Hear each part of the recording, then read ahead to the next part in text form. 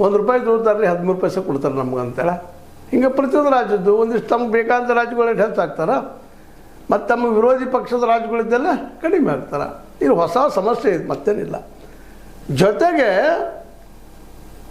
ಇನ್ನೊಂದು ಮಾತನ್ನು ಹೇಳಬೇಕಾಗ್ತದೆ. ಗಾಂಧೀಜಿಯವ್ರ ಮೇಲೆ ಎಲ್ಲೋ ಹೋಗಿ ಮೋದಿಯವರು ವಿದೇಶಕ್ಕೆ ಹೋದಾಗ ಗಾಂಧೀಜಿಯವ್ರ ಫೋಟೋ ತೋರಿಸ್ಕೊಂಡು ನಾವು ಗಾಂಧಿ ಭಕ್ತರು, ನಮ್ಮ ದೇಶ ಗಾಂಧಿದು ಅಂತ ಹೇಳ್ತಾರೆ.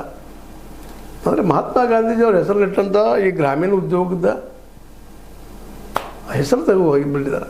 ಅದು ಇರಲಿ ಬಿಡ್ರಿ, ಹೋದ್ರೆ ಹೋಗಿ ಏನು ಪ್ರಶ್ನೆ ಇಲ್ಲ.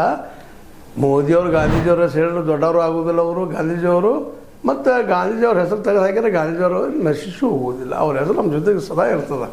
ಯಾಕೆ ಅಂಥ ವ್ಯಕ್ತಿತ್ವ ವಿಶ್ವ ಒಪ್ಪಿತ ಏನಾದರೂ ಇವತ್ತು ಒಬ್ಬ ಮಹಾನ್ ನಾಯಕರಿದ್ದರೆ ಅದು ಗಾಂಧೀಜಿಯವರು.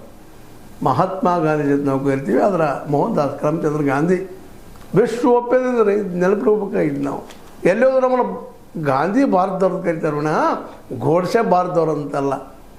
ಇಲ್ಲಿವರೆಗೆ ಮೋದಿಜಿಯವರಿಗೆ ಹೊರಗೆ ಹೋಗಿ ನಾವು RSSದ ಭಾರತೀಯರದ್ದು ಹೇಳಲಿಕ್ಕೆ ಆಗ್ತಾಯಿಲ್ಲ. ಇದು ಭಾಳ ಅದು ಪ್ರಚಾರಕರವರು. ಹೌದ್ರಿ, ನಾವು ಏನಪ್ಪ ಅಂತಂದ್ರೆ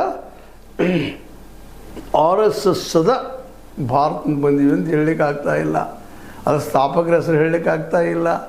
ಗುರೂಜಿ ಗೋಲ್ವಾಲ್ಕರ್ ಹೆಸರಾಗಿರ್ಬೋದು, ಹೆಡಗೇವಾರ್ ಅವ್ರ ಹೆಸರಾಗಿರ್ಬೋದು, ಇವತ್ತಿನ ಮೋಹನ್ ಭಾಗವತರ ಹೆಸರಾಗಿರ್ಬೋದು, ಇವ್ರ ಹೆಸರು ರೆಫರ್ ಮಾಡಲಿಕ್ಕೆ ಆಗ್ತಾಯಿಲ್ಲ. ಇನ್ನುಳಿದ ಇದರ ನೇತೃತ್ವ ವಹಿಸಿದ ಜನರ ಹೆಸರು ಹೇಳಲಿಕ್ಕೆ ಆಗ್ತಾಯಿಲ್ಲ.